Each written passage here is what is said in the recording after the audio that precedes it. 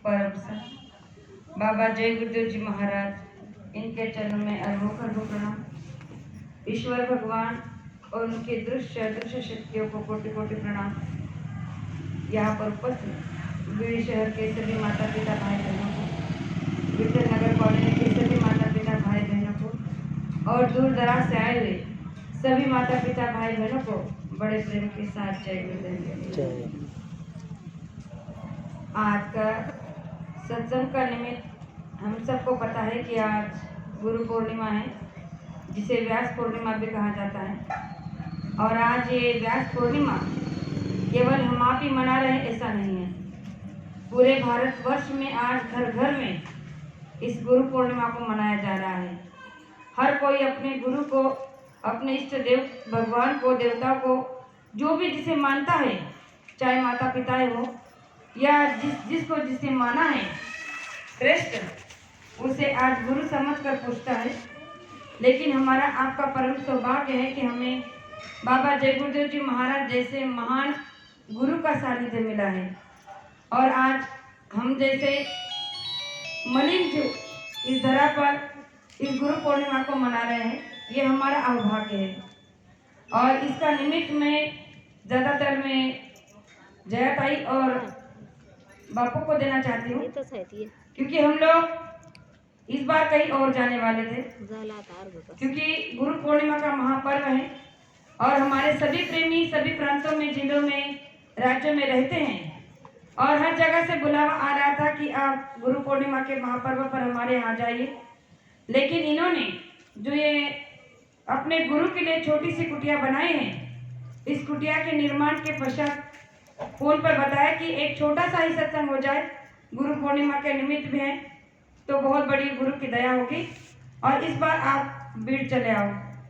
तो आज आप सभी का दर्शन करने का मुझे मौका मिला है, ये मेरा परम सौभाग्य है। प्रेमियों, आज ये छोटा सा मंदिर जो कुटिया हमारे आंखों के सामने बंदी है, इसका बहुत बड़ा इतिहास बनने वाला है। आप कहोगे कैसे? जैसे गुरु महाराज ने अपने गुरु महाराज के लिए, दादा गुरुजी के लिए, जब दादा गुरुजी ने गुरु महाराज से कहा था कि बच्चा भविष्य में मेरे लिए एक छोटी सी कुटिया का निर्माण कर देना, तो हम आज देख रहे हैं सभी लोग कि भारतवर्ष में ऐसा मंदिर आपको कहीं देखने को नहीं मिलेगा। इतना सुंदर मंदिर वो गुरु महाराज ने अपने गुरु के लिए उनके आदेश का पालन करके बनवाया है।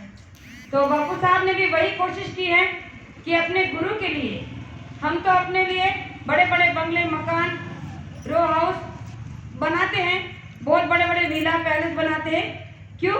क्योंकि हम सुख चैन से रहना चाहते हैं। लेकिन जिसने ये संसार दिया है, इस संसार में ये मानव तन दिया है, उसके लिए हमने कभी नहीं सोचा। आज जितने भी लोग संसार में पूजा पाठ व्रत उपवास कर रहे हैं, जितने भी लोग अपने भगवान को, देवताओं को मान रहे हैं, गुरु को मान रहे हैं, आज तक कभी किसी ने अपने गुरु के लिए नहीं सोचा। क्योंकि हम सबसे पहले अपने बारे में सोचते हैं कि हमारा रूम अच्छा हो, हमारा बेडरूम अच्छा हो, हमारा किचन अच्छा हो, जिसे देखकर संसार के लोग नाम करें, हमारा नाम हो जाए कि देखो फलाने ने कितना बड़ा विला बांध दिया, कितना बड़ा बंगला, कितना बड़ा पैलेस बांध दिया।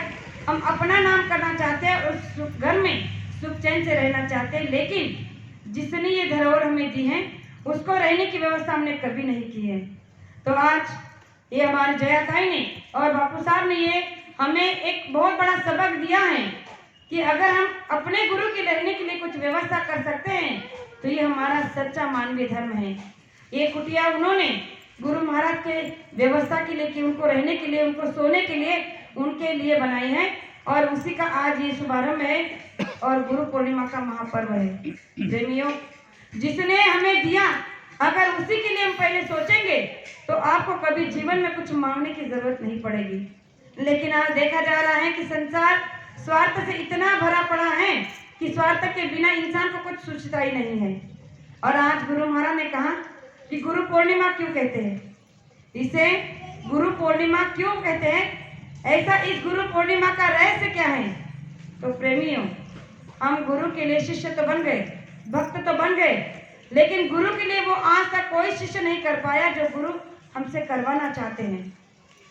पिछले इतिहास को सब देख रहे हैं, सब सुन रहे हैं, सब पढ़ रहे हैं कि पहले हम जो कहानी किस्से बताते हैं, जो उदाहरण के तौर पर हम जिन जिन प्रेमियों का नाम लेते हैं, जिन भक्तों का नाम लेते हैं, उनके नाम केवल हम लेते हैं, उनसे हमने सीखा कुछ नहीं है।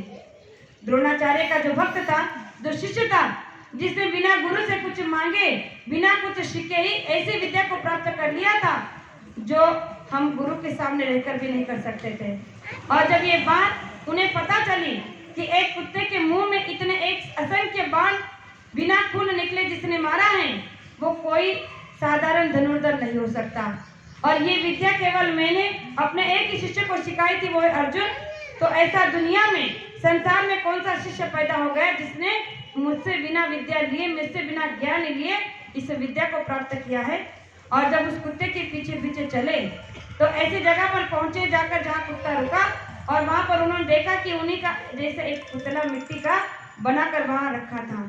और तब उन्होंने वहां पूछा किसी से कि ये पुतला किसने बनाया है। तब जब एकलव्य को बुलाया गया तब उन्होंने उनसे पूछा कि तुमने ये पुतला किसका बनाया है। तब उसने कहा कि मैंने ये अपने गुरु का पुतला बनाया है। तो उन्होंने कहा कि ये विद्या आपने किससे सीखी। तो उसने कहा कि ये विद्या भी मैंने उन्हीं से सीखी। तब द्रोणाचार्य ने कहा कि मैंने तो तुम्हें ये विद्या नहीं सिखाई, फिर तुमने ये ज्ञान कैसे प्राप्त किया। तब उसने कहा कि इस ज्ञान को प्राप्त करने के लिए गुरु का समक्ष होना जरूरी नहीं, गुरु को अंतर में उतारना पड़ता है, गुरु को अंतर में धारना पड़ता है, तब जाकर ये ज्ञान प्राप्त होता है। और मैंने तो तुम्हें अपने अंतर में धारा है, अपने अंतर में उतार लिया है, तो मुझे आपकी इस प्रतिमा की कोई जरूरत नहीं है। और उसके इस सुंदर जवाब को सुनकर वो बहुत प्रसन्न हुए। तब उन्होंने ये सोचा कि ऐसी विद्या संसार में कोई और प्राप्त न कर सके, इसीलिए उन्होंने उस समय उनसे कहा कि अच्छा, अगर तुमने मुझे अपना गुरु मान लिया है और अपना सर्वस्व मुझे समर्पित कर दिया है, तो आज मैं तुमसे जो मांगूंगा क्या वो तुम दे सकते हो। तो उस समय एकलव्य ने कहा अपने छाती पर हाथ रखकर कि ये तो मेरा सौभाग्य होगा कि आप समक्ष साक्षात में आकर मुझसे अपनी गुरु दक्षिणा मांग रहे हो और मैं ना दे सकूं, ऐसा मैं कभी नहीं कर सकता। आप जो चाहे मांग सकते हो। प्रेमियों, इतिहास सब जानते हैं कि उस समय में द्रोणाचार्य ने एकलव्य से अपना वही अंगूठा मांगा जिससे उन्होंने उस कुत्ते के मुंह में असंख्य बाण छोड़े थे। और उन्होंने कहा कि मुझे आपका यही अंगूठा चाहिए। और उस समय उन्होंने एक पल का विलंब न करते हुए अपने उसी तिरकस से उस अंगूठे को काट कर द्रोणाचार्य के हाथ में रख दिया और कहा कि आप बड़े दयालु हैं। अगर आपने केवल अंगूठा मांगा, अगर आपने मेरी आंसर मांग लिया होता, गर्दन मांग ली होती, तो मैं काट कर रख देता, क्योंकि इससे बड़ा सौभाग्य मुझे और कब मिलता। ये होती है गुरु दक्षिणा। आज तक हम गुरु के प्रति सच्चे भाव नहीं बना पाए, गुरु को दक्षिणा में अपने अवगुण नहीं दे पाए और हम अपने आप को शिष्य कहते हैं। अगर हमारे अवगुणों को गिना जाए तो हम गुरु के समक्ष खड़े रहने के काबिल भी नहीं। इतना अवगुणों का भंडार आज भी हमारे अंदर भरा पड़ा है और हम अपने आप को भक्त कहते हैं। भक्त की उपाधि इतनी सस्ती और आसान सरल नहीं है प्रेमियों, इसके लिए गुरु के लिए न्यौछावर होना पड़ता है। जिस तरह से गोरक्षनाथ ने अपने भक्त से कहा कि जाकर मुझे एक बड़ा खिलाओ, और वो शिष्य जब गांव में गया, एक बहन के घर पर जब भिक्षा मांगने गया तो वो बहन बड़े तल रही थी और उसने दान में, भिक्षा में वो बड़ा दिया। और जब जाकर उन्होंने उस बड़े को खाया तो उससे पूछा कि ये कहाँ से लाए। उसने कहा कि गांव में भिक्षा मांगने गया था, किसी बहन ने अपने घर में बनाया था, मुझे दे दिया। तो उन्होंने कहा कि जाकर मुझे दोबारा से वही बड़ा चाहिए, क्या तुम लेकर ला सकते हो। उस समय उन्होंने कहा कि क्यों नहीं। और वो शिष्य जब दोबारा से गांव में गया उसी बहन के घर पे, तो कहने लगा कि मेरे गुरु की बड़ी परम इच्छा है, जो तुमने पहले मुझे बड़ा दिया वही मुझे और चाहिए। तो उस वक्त उस बहन ने उसकी परीक्षा लेनी चाहिए, उससे कहा कि ठीक है, मैं तुम्हें अपने गुरु के लिए बड़ा तो दूंगी, लेकिन उसके लिए तुम्हें मुझे कुछ देना होगा। तो उस वक्त उस शिष्य ने कहा कि मांगो, तुम्हें क्या चाहिए। उसने कहा कि मुझे तुम्हारी एक आंख चाहिए, क्या तुम दे सकते हो। उस शिष्य ने अपने गुरु के लिए एक पल का विलंब न करते हुए उंगली डालकर अपने आंख को निकालकर उस बहन के हाथ में रख दिया और आंख पर पट्टी बांधकर उस बड़े को लेकर जब गया तो उन्होंने उससे पूछा कि तुम्हारी आंख को क्या हुआ। उसने कहा कि कुछ नहीं हुआ गुरुवर, मेरी आंख आई है और इसीलिए मैंने आंख पर पट्टी बांध ली है। ये लो बड़ा जो मैं आपके लिए उस बहन से मांग कर लाया हूँ। और जैसे उसने अपने गुरु के हाथ पर वो बड़ा रखा तो वो समझदार, वो तो अंतर्यामी थे, उन्होंने कहा कि कि अच्छा अगर तुम्हारी आंख में कोई तकलीफ है तो मुझे क्यों नहीं बताया, चलो खोलो पट्टी में देखना चाहता हूँ कि उसे क्या हुआ है। और उस समय उन्होंने जब अपनी आंखों की पट्टी खोली तो उनकी आंख सही सलामत थी। ये होता है गुरु का प्रसाद, ये होता है गुरु की दया। और हमने आज अपने गुरु से क्या लिया? गुरु महाराज की शिक्षा संस्कार अगर आज देखा जाए तो हर घर में, हर परिवार में होनी चाहिए थी। जो गुरु महाराज ने कहा था कि जय गुरुदेव नाम आगे चलकर संसार में एक ऐसा इतिहास रचेगा कि हर सत्संगी के खून में वह संस्कार रच दिया जाएगा। उनके खून से, उनके संस्कारों से ही दुनिया देश को पता चल जाएगा कि ये बाबा जय गुरुदेव जी महाराज का शिष्य है। इसलिए तो गुरु महाराज ने कहा था कि संसार में ऐसी रहनी गहनी रखो, ऐसे आचार विचार रखो कि दुनिया के लोग, संसार के लोग आपको देखकर कहे कि देखो ये जा रहा है बाबा जय गुरुदेव जी महाराज का शिष्य, और तुम्हें देखकर लोग बदल जाए। अपनी छाती पर हाथ रखकर कहो, क्या आपने ये संस्कार अपनाए हैं? नहीं। अगर ये संस्कार हमने अपनाए होते तो आज मन में गुरु के प्रति शंका अभाव नहीं होता, गुरु के प्रति मन में द्वैत भाव नहीं होता कि ये हमारे गुरु नहीं, ये हमारे गुरु भाई नहीं, ये हमारे गुरु बहना नहीं। गुरु महाराज ने तो प्रेम का पाठ पढ़ाया था और हमने आज तक प्रेम सिखाई नहीं। संसार अगर चलेगा तो केवल प्रेम से। संसार की नींव अगर अब इस समय मृत्युलोक में संसार की, गुरु महाराज ने कहा कि नींव अगर रखिए तो हो प्रेम। जब तक तुम दूसरों के साथ प्रेम नहीं करोगे तब तक तुमसे कोई प्रेम नहीं करेगा। और सबसे पहले हमें गुरु से प्रेम करना होगा। जब गुरु से प्रेम करना सीख जाओगे तो हमें अपने आप से प्रेम करना हो जाएगा। इसीलिए आज देख रहे हैं कि संसारियों के साथ साथ हमारे सत्संगी प्रेमियों के घरों में भी झगड़ा, कलह, कलेश है। क्यों? क्योंकि हमने उनके संस्कारों को भुला दिया। आज अगर गुरु महाराज ने जो संस्कार हमें दिए हैं उनको लेकर अगर हम चलते तो इतिहास जो गुरु महाराज ने कहा है कि रामायण और महाभारत पीछे हो जाएगा, इतना बड़ा जय गुरुदेव नाम का इतिहास आगे चलकर बन जाएगा, तो ये बात उतनी ही सत्य है। प्रेमियों, गुरु महाराज ने हमारे आपके लिए बहुत सारे प्रमाण रखे हैं, जिसे हम एक सत्संग में जाकर अगर एक प्रमाण को अपने जीवन में उतार ले तो हमारा जीवन सफल हो सकता है। आज है गुरु पूर्णिमा।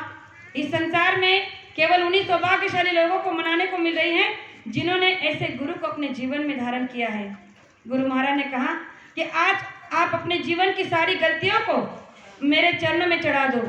जैसे कि पहली बार भी हम जानते हैं कि जब गुरु महाराज के दर्शन करने के लिए हम मथुरा गए थे, तो मथुरा में जब गए तो सत्संग में गुरु महाराज ने अपने मुखारबिंद से, अपने अमृतवाणी से सुनाया था कि जो पहली बार इस मंदिर पर आएगा और इस मंदिर की पहली सीढ़ी पर अपना माथा रखकर अपने एक नेक मनोकामना को मांगेगा और उसके बदले में एक अवगुण, एक बुराई को छोड़ेगा तो उसकी एक नेक मनोकामना पूर्ण होगी।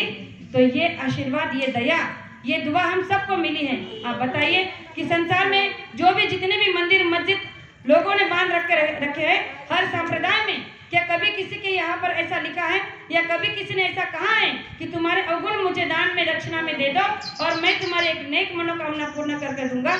ऐसा कभी किसी ने नहीं कहा। लेकिन ये बाबा जय गुरुदेव जी महाराज ने कहा है, क्योंकि ये देने का अधिकार उनका है। ये देने का अधिकार उनका है, इसीलिए उन्होंने ये वादा किया है और आज तक हम उन्हें समझ ही नहीं पाए हैं।